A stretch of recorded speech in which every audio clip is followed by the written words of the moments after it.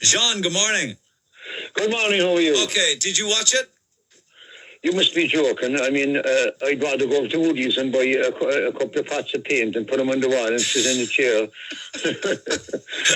thought you were going to say buy a nail gun and nail my fingers to the wall. How any person that could call themselves an Irish Republican could sit through that heap of rubbish? Well, in my defence now, the only reason I watched an episode of it was I knew I'd be talking about it this morning. It wasn't by choice, I can tell you. Well, I'll be honest with you, I can't understand why people would look at it. And look, you referenced there this picture now of you one with the towel on her head, Meghan Markle, right? Yeah. She's a trained actress, like has been said. She knew damn well that would surface that picture, right? And she deliberately appeared with the towel on her head, like many women do when they wash their hair and all that, with no makeup on, by the way. Look at me, I'm just like everybody else. Well, she's not. You're not like everyone else, Meghan Markle. You've got 100 million already behind you. You still have the title, the royal title, and so has he, right? They're on the front of what's happening at the moment to the British people. If you watch Sky News or any of the English channels, and you see single mothers there living in box and flats and council houses and people in between as well, and they hardly have enough heat and heat their flats. You're 100% right, but even those people probably watched it for a bit of escapism maybe, but it's the height of hypocrisy for sure. It is, because that country is on its third Prime Minister in a very short space of time. That country is in disarray at the moment. People can't buy food, they can't pay their rent, they can't feed themselves, and you have these parasites coming on then, and this fascination with these parasites. She knew what she was getting into from day one. If he really had any cop on it all after what happened to his mother, Neil, right, he would have never brought her into it in the first place. He would have walked away from the royal family straight away when he got married. But still, he's living on the back of it. He's holding on to the title. The best thing they could do now for the whole lot of them, you can see now there was respect there for Queen Elizabeth, and she was there because she was there so long. Now every time your man appears in public, Charles, who will be crowned very shortly, is being battered with eggs, right?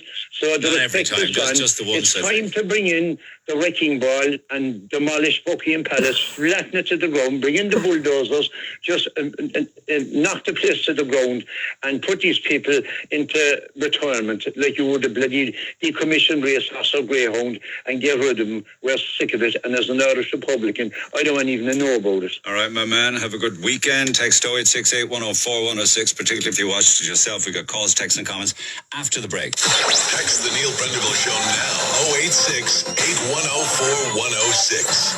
Red FM. Somebody says by text, Meghan knew what she was onto, and she knew she was onto a good thing when she came across Harry. Of course, she saw him as the dopey one by a long shot and decided that a lot of money could be made, and she's a greedy woman. So there's one text who wouldn't be a Meghan Markle supporter. Text 0868 104 106. Free Food Friday today. I'll give you some details of that in a few minutes' time. Got an amazing sense of joy, I suppose, and fulfillment from rescuing a dolphin, because we were just saying that could have been hard stuff all the time and get away with racist behaviour towards a Manchester City defender, a teenager, Rico Lewis, and they got fined €5,000.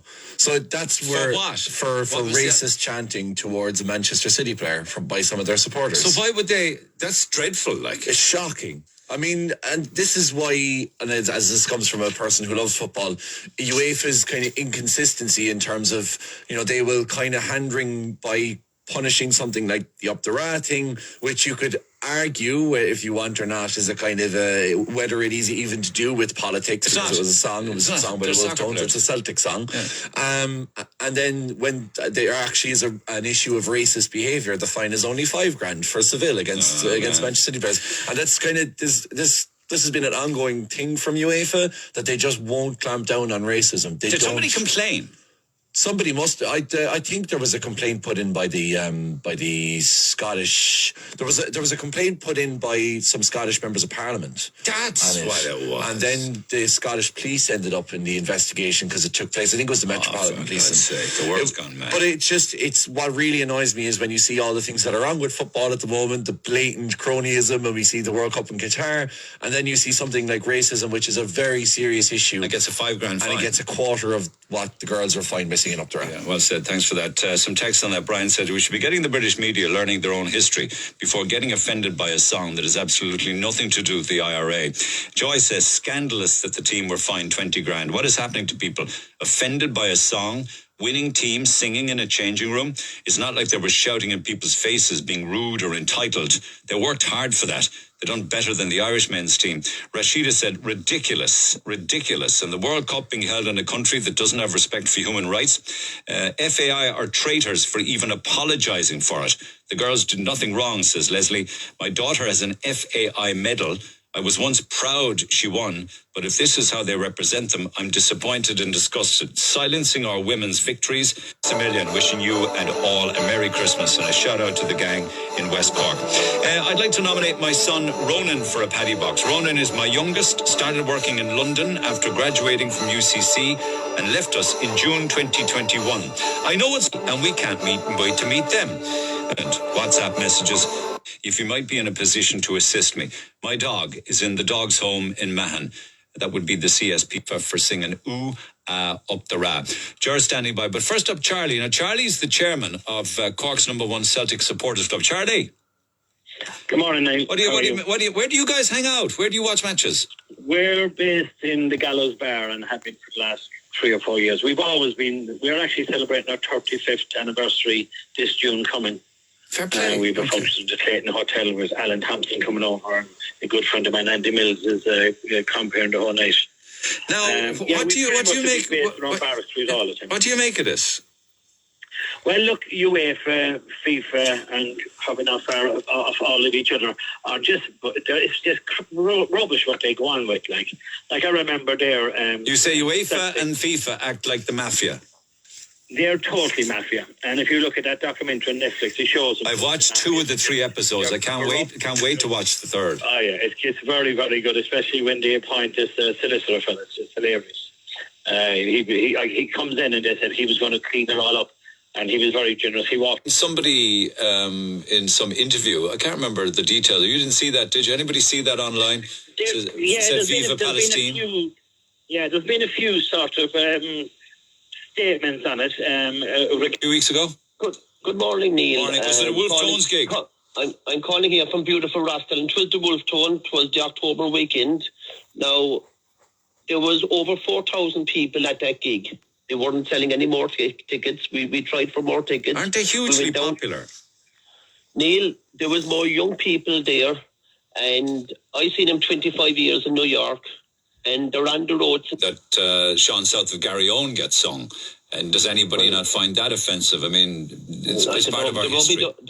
The rugby don't sing the national anthem, so I don't know how would they sing Sean South from Garryowen. Well, maybe you're mixing them up maybe with the Limerick Hurlers. Maybe it was the Limerick Hurlers, or maybe... Yeah. I couldn't see the rugby crowd singing Sean South from Garryowen. Okay. Maybe it was... Maybe I misread the text, Twas the FAI not to pay the bill. Don't punish it.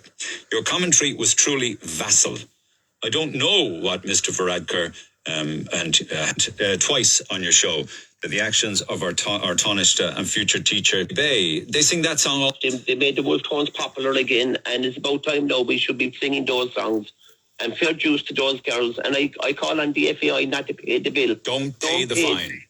Don't pay the fine. Get on the people that's listening to you this morning, Neil, should get onto their phone and say don't pay the fine. Give the 20,000 to penny dinners. Give it to a charity. Why should we give it to a corrupt organisation? You're talking an awful lot of sense, in fairness to you. Thanks, Ger. Mind yourself. Take care. Morning, Neil. Cold morning. Yeah, it is. You mentioned twice on your show that the actions of our Taoiseach and future teacher Taoiseach while out socialising was a matter for him and him alone. I respectfully beg to differ. Firstly, what kind of an impression is he making on the citizens of Ireland? Secondly, I thought he was in a relationship already. Thirdly, as a top politician, should he not cop himself on? I don't see any leaders in world politics flaunting their charms in a nightclub.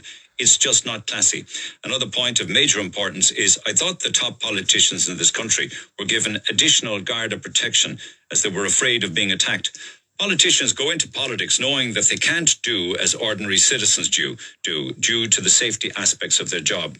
Leo is forever getting into trouble, and I have to ask myself, is he even fit to lead our country. No doubt his army of admirers will be out in force to defend him.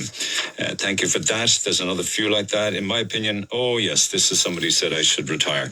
In my opinion, it's not okay for a person holding high public office to conduct themselves in this way. But I believe your attempt to paper over what, in my view, was a gross display of narcissism and ego is insulting to your loyal listenership. Your commentary was truly vassal. I don't know what Mr. Varadkar has with regards to his private arrangements, and I really don't want to know. However, is this the same Mr. Varadkar who campaigned for gay marriage rights, making a complete mockery out of the institution of marriage and the office of public office that he's entrusted to hold? I think Mr. Varadkar should resign immediately out of respect to his constituents and the office he holds for this type of public behaviour.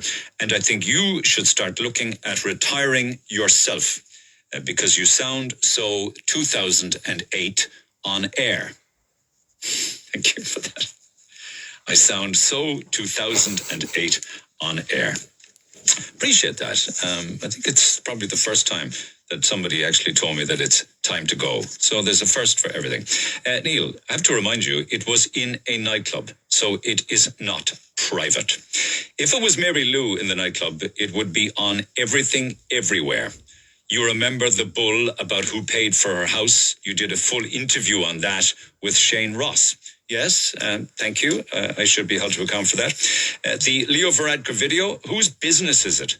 And what about the person who recorded it and posted it for the world to see? Nobody is zoning in on these kinds of sneaky little weasels. The person or the people who post it need to be named and shamed, especially considering that they're very probably gay themselves. Therefore, they, of all people, should be aware of the struggle gay people have getting through life without encountering horrible people like the ones who recorded it and shared it, says Noel. Thank you for those. I imagine there's a proportion of people who haven't seen the video. TikTok have taken it down. I'm not going to go into the actual details of the event because at the same time as people say, okay, is this how we want our leaders to behave? Somebody's going to be Taoiseach next week. At the end of the day, it is a personal matter and it is consensual.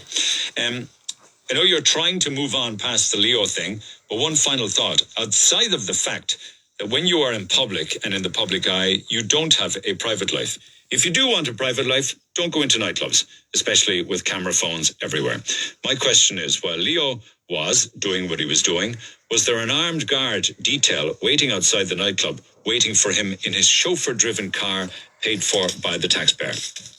I don't know. I would imagine yes. I would have thought that the Taoiseach would always be driven, as the Taoiseach would be, and the Minister for Foreign Affairs and people like that, Minister of Justice, always driven by chauffeur-driven armed Gardaí. Text 0868 104 106. Just going from Taoiseach to Taoiseach. Vince, good morning. Good morning, Neil. How are you? I'm good. I think today, I'm told anyway, that today is his last public function, Micheal Martin, cutting the ribbon on the Macroom Bypass. Yes, it is indeed. It's my hometown, Macroom. I grew up in a place called Kilmichael, and a lot of people talk about Macroom and Macroom only, but the bypass will also help people from the surrounding areas who live nearby, Kilmichael, Downroad, Killamartra, all of those places.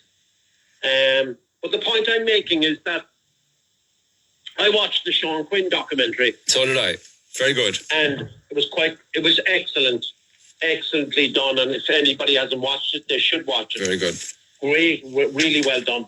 But the rise and fall of Sean Quinn, it traces his life from leaving school at 15 to eventually becoming Ireland's richest man, the collapse of the Quinn Empire, all of the violence and the intimidation and the arson, the fact that he spent a little bit of time in prison because of it, the collapse of his empire because he backed Anglo-Irish and pumped all of his money into it, and it all just dwindled away. And then the companies were taken from under him. That's pretty much a synopsis of it, isn't it? Exactly. And it's really as good as Love Hate was, that thing. And it really is box office to watch it. If anybody hasn't watched it, watch it over Christmas. It's on the player.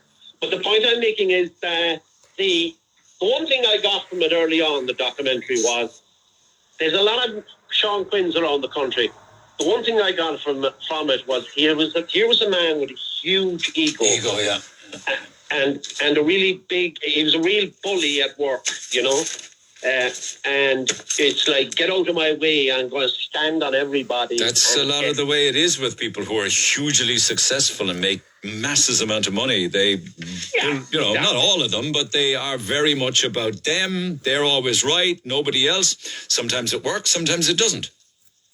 It's not nice, though. I think over the years, even in the trade that I was in, the menswear trade, when I look back now, the level of bullying that goes on in the workplace still, with back then, it was horrendous.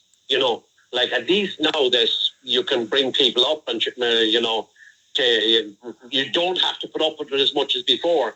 But I think it's a terrible way to rise to the top through bullying is not a nice way. And it's all about me. And the one thing you got from the Sean Quinn thing, it was all about me and my family and his daughters. Yeah, I'm not so sure about that, though, Vince. I mean, he gave very much to border counties and spent an awful lot on sport and charities. Like, they loved him in the border counties because he was so generous to the communities. Yeah. In the end, I think after the Kevin Lunny thing, they turned on him. They didn't like him as much. Naturally, Kevin Lunny was kidnapped, they think, by Dublin Jimmy. He got an awful bad beating. He was burnt with caustic soda, I think, and he's left an absolute wreck. I don't know how he is these days. It was never proved that it was linked to Sean Quinn, though. No, and that was the defence of Sean Quinn all through it, that it wasn't him. He had nothing to do with it. Why would he do something like that? He even denied any association with it. But they clearly would have been Quinn supporters. And the question is, who paid the criminals to abduct Lunny and give him unmerciful torture? That came across really like you could, from watching the documentary, you'd say, it was from their side, because he was deeply angry about the whole thing of losing his empire, naturally. But he had nobody, only himself, to blame, because he gambled the company away through Anglo shares. He admitted that, though. He said it was his own fault. It was.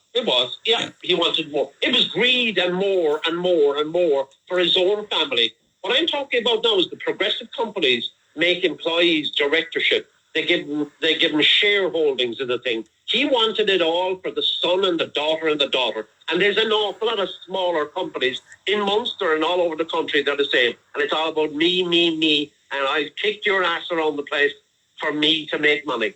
I saw it in the menswear trade. We dealt with companies. I saw it myself. The bullying in the menswear trade was unbelievable. Yeah. Over the years. And it's a very nasty thing.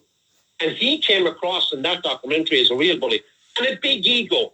Which brings me to the point. The big ego is another devil.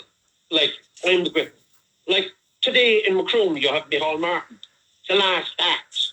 That's what the media, Danny Collins. But it's Micheal Martin. He's out there now cutting the ribbon at 11 o'clock. Yeah.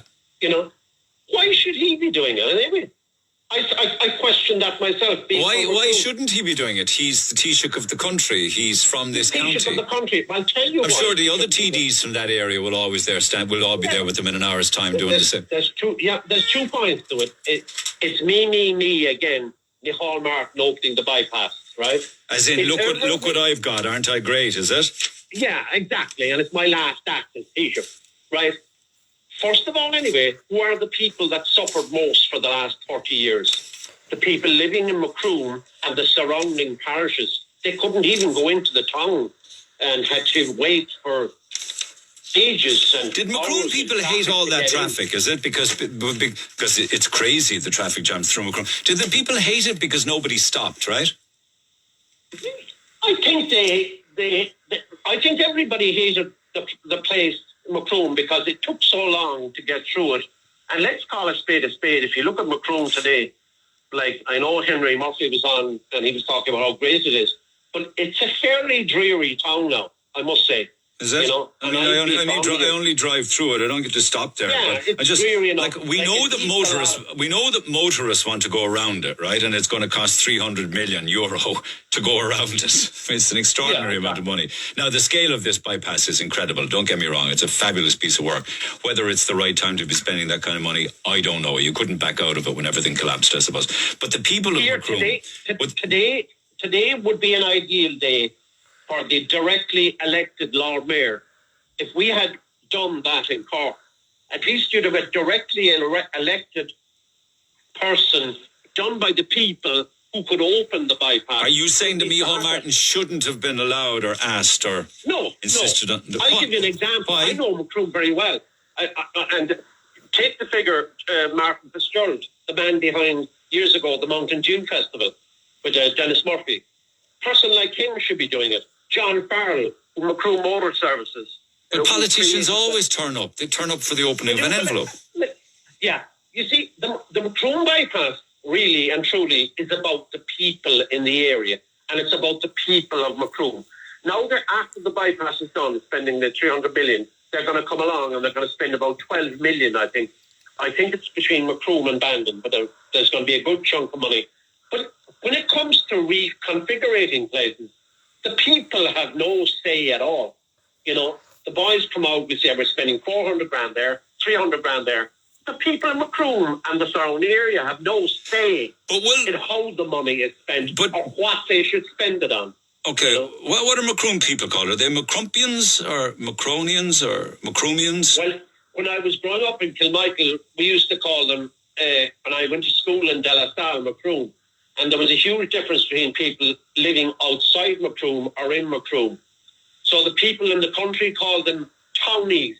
Townies. Townies. They're not Macroomians, no? Macroomians or Macrumpians. He's only a townie. But will their life be a lot more peaceful now? I mean, where if anybody goes to Macroom, they'll be going to shop, not to drive through it. You know what I'm saying? Yeah, and it needs a lot of it needs a lot of new shops. Like Henry Murphy is saying there the other day that if everyone spent €50 in the town and all that, but that's fine. Like, that's the old way of thinking again. He's only thinking about his own pocket, his own business.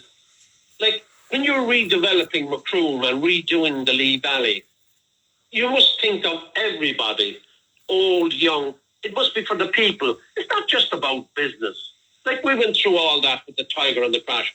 If you want to redevelop the Lee Valley and Macroom, it's about people and the people who live in it. We saw a lot. We saw in the Quinn documentaries how crazy the Celtic Tiger and the crash actually was, right? Where, you know, at one stage, Quinn's daughter bought a €100,000 wedding cake that was delivered by special delivery from New York. Now, you could say it's their own money, you know. Disgusting.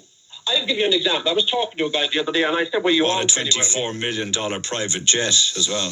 Yeah.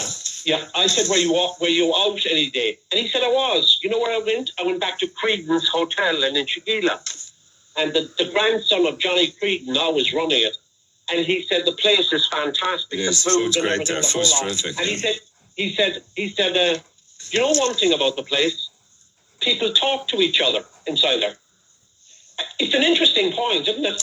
That people actually talk to each other. They're not stuck in phones. I go through Macroom an awful lot, and you could go into a lot of shops in Macroom. They wouldn't even say hello to you. Why are you so bitter about somewhere that was so close to your heart when you were young?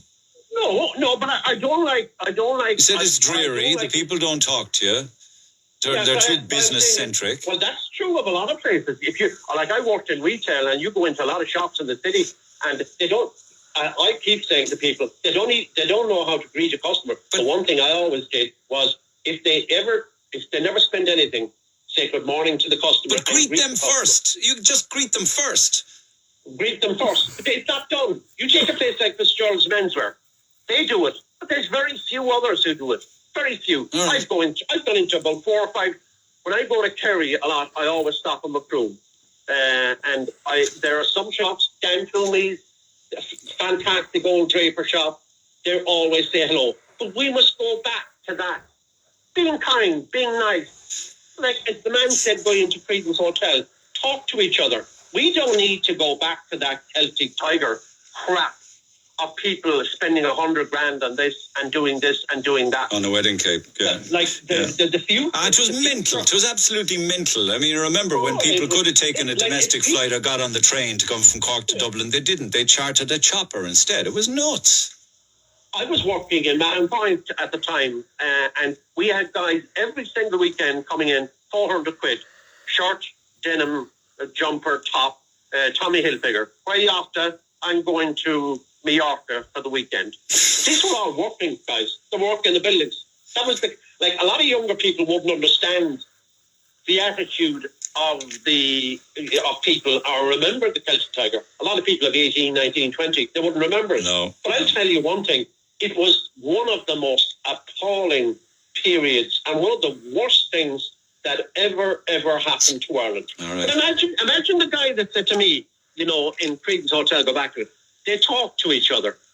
Imagine a person, like I judge human behaviour a lot daily, how people react, how people, when they're having coffee, how people talk. I think, I look back on 2022, I think, I don't know about you, but I think we live in an appalling society now where people are just interested in material things and nothing else. And this thing about community and people, they don't give a damn. Like how many people today would ring up an elderly neighbour and say, do you need milk? Do you need a bit of shopping? And should they say, he can get it online or she can get it online. Well, you can, but at the same time, you need to be checking in on people, particularly in this kind of weather. It's nice to be checking in on people. I wouldn't like the society we live in today. All right, but going back to Micheal Martin, like I criticised Micheal Martin at the start of his tenure back along on the radio with you. But I must say, given the couple of years and 2.5 years that he has done, I take back a lot of what I said. I think he did a reasonably good job. I'm not. Why don't you want him to open the bypass this morning? That's a contradiction. I would much prefer.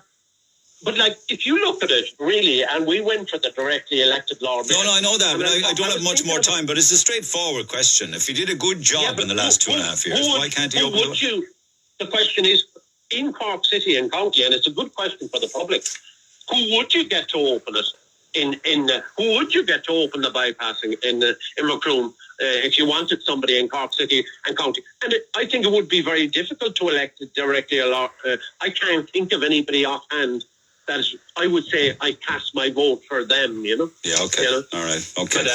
But one last thing, just before Christmas, is that I would advise any of the companies having parties and all that this thing of free drink at Christmas parties, as you know, my past relationship with drink is appalling, it's not a good place to be. It's not a good thing for a company to be giving free drinks to staff and all that. And all I'm saying is that the people, oh, listen, if something happens on the clock while the company is paying for the drink, anything that happens on the clock while the company is paying for the drink, it's the company that would be held responsible and sued. Yeah. Yeah, but it was another thing, really, like the Celtic Tiger. Oh, it's free bar, free this, free that. This is my 10th Christmas off the drink. 10 years this year. And I always at Christmas, I always think of the people that are in rehab and the people that are trying to get off drugs and drink, because Christmas is a particularly difficult time. And I always think of the people, and I think I'd ask families, like people that are in rehab and trying to get off drink, you know what it's all about? Just calling around, having a cup of tea, having a chat, being there for them. All right. Because I think I think what I've done is a great thing. And I'm celebrating 10 years off it this Christmas, and I'd advise, if you're having a drink, just take it easy. All right. Yeah. Thanks, nice. Neil. Look after yourself. I don't talk to you this side of Christmas. Happy Christmas. Cheers. As always, Vince. Free Food Friday shout-outs, courtesy of yourselves, and Free Food Friday will be delivered to 15 or 20 of you. There's feeding in it for 15 or 20. Courtesy of yourselves and Roosters, Piri Piri, Douglas and Blackpool Retail Park. First, I think they will. And they didn't come yet. No. You cold? Freezing. Well, I'm worn out. I'm only in from work, so I'm still a bit hot. And I'll be going again to work. The tree will be the first citizens, and you never know. They say that Micheal Martin might turn out as well. So today won't be his last official engagement or photo op on Leeside. It could well be tomorrow morning. Now, between now and midday today and not this year, the Rotary Tree of Remembrance, all of the funds go to Cork charities. Little messages remembering loved ones at Christmas. You write the little message. For Dave Max Drive. 104 to 106 Red FM. This is the Neil Prendeville Show. I want to say best wishes to the Rotary Tree of Remembrance that know this predicament you're in. And like gas, we're told to take, like the ads on television say, switch it off at the mains. They have a responsibility to their tenant because the emergency, it was the fire brigade came, was it? I ordered 3 bags of coal. And they want to say hi to all of the staff at Dunn Stores, Carrigaline, working non-stop for Christmas. It will be a great treat for them. Easy living in... Can you hear me all right, Paula? Is that Island and DP, as previously discussed, all those awful terms. Big shout out to everybody at EBO and thank you for the light the fire, and it could go little messages remembering loved ones at Trick Street, and they will exceed for Jim Crowley Craft Butchers. I believe the package was delivered to you yesterday in error. As regards the wrong package, for going on me? A see-through underpants or knickers, or whatever you want to call it, tights up to the customer seated community. That done. Well done. And maybe you said, Jesus, Neil, out of the pound. It's not €100, I'm told. Vincent says it's €50. So that's, but apparently they're doing amazing Christmas parties on board their cruise ship. Yes, actually on Wednesday now we had the all year round. Do you park it for a while? For this. Good for you, Trish. Events like that. I've had where are they again? They're in Ballyfihan, and just one or two more. And the Wise House at St. Luke's Home in Mahon. Standing next to, you guessed it, you're one step ahead of me, Micheal Healy-Rae, who's got his cap on. He's the smart Martin, because somebody sent me a photograph from the opening of the bypass this morning, and there's Micheal Martin, the Taoiseach, with no hat on. To the biz, Toca Community Association sent me a photograph this morning of the lock, and they're saying that 80% of the lock is now frozen over. Will it be 100% by 5 o'clock? I imagine it could well be. When was the last time that the lock was frozen over? Toca Community Association say that 80% of it is frozen this morning. Another person that must be frozen is Micheal Martin, because somebody sent me a photograph from the opening of the bypass this morning, and there's Micheal Martin, the Taoiseach, with no hat on his head, standing next to, you guessed it, you're one step ahead of me, Micheal Healy-Rae, who's got his cap on. He's the smart one. And there's a lot of caps around Micheal, but he is capless and hatless. And I say he was feeling the cold. Looks like he had a big warm crombie on him. But there he is, beaming and chatting away with Micheal Healy-Rae. A lot of texts on Harry and Meghan. Meghan, I may be the only one, but I loved it. I thought they needed to tell their story, and why not? There are only so many lies you can have said about yourself, and why not make money off it? Who doesn't make money these days? Yes, the first episode was slightly slow. That was the only one I watched. But 2 and 3 were way better. Her pain when speaking about her dad is also quite evident with what he did to her. I also don't think that she mocked the curtsy, as you suggested. She mocked herself and her American interpretation of the curtsy and how she did it. Is it curtsy or courtesy? I suppose it's curtsy. It's like she was embarrassed for herself. That's how it came across to me. And there's more. I watched it. Oh my God. I didn't have anything else to do. Painful. I won't be watching the next episode. Will you please get a grip? Who cares about the royal family? Time to change stations. Neil, she married into the royal family for a woman who didn't want to be in the limelight. Now she has opened a huge can of worms, says Pat. Did you not know, says Shiona, that she has been obsessed with Diana since she was little? Meghan, she's constantly playing the Diana card, trying to act like her, and that she is being harassed. I can see clearly. She is seriously acting, and Harry is just totally blind. But he is as bad as her. She was never suicidal. She is way too strong for that. William saw through her straight away. The whole thing is farcical. I wouldn't cross the road to see either of them. She constantly wants the limelight. Oh, the poor royalists are upset about the Netflix documentary. It's very easy to upset them. And 1 or 2 more. You're talking about people's private lives and the private lives of the royals, yet the private life of Leo Varadkar is off limits to you, says Richie in Toker. I won't be watching. It's cringy. Why don't they just go away? Closed mouths catch no flies. I can get the highlights on TikTok. The royals, this is brilliant. This is brilliant, because I was even thinking this myself. The royals are like JR and Bobby Ewing and Meghan as Meghan would play the part of Sue Ellen. I don't know about that. I don't know that would really work. But what I do agree is it's just like Dallas, or it's just like Succession, or it's just like, the Kevin Costner TV show Yellowstone. The workings or the non-workings or the drama within families. So it is like Dallas. You are right in that regard. Your Republicans seem to know an awful lot about the royals. For Republicans, maybe they should look at their own country first and see that we have our own problems here. And one final one. Meghan knew she was onto a good thing when she came across Harry. Of course, I read this earlier. She said they're saying that Harry is the dopey one, and she decided there was a lot of money to be made. She's just a greedy woman. So thank you for those texts. Keep them coming. Text 0868 104 106. Delighted to hear, actually, during the week that we will eventually get a statue of Michael Collins, the big fella. And I'm told that it probably will be somewhere on Patrick Street. I was mentioning it in the same breath of the Christy Ring statue, forlornly abandoned way off in the distance up in Cork Airport. So when we get this, we need to put it in a seriously good location. Timmy Crowley